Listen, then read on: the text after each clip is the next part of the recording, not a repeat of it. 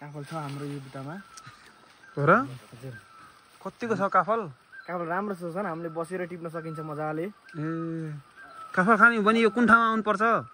यो हाम्रो मालारानीको ward number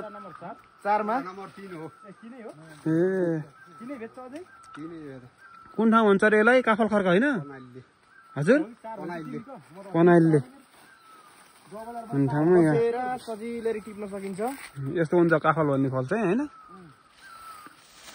यो भिडियो आजभन्दा 20 वर्षपछि काले नि त हेर्न सके हैन काफल कस्तो हुन्छ भन्ने हुन सक्छ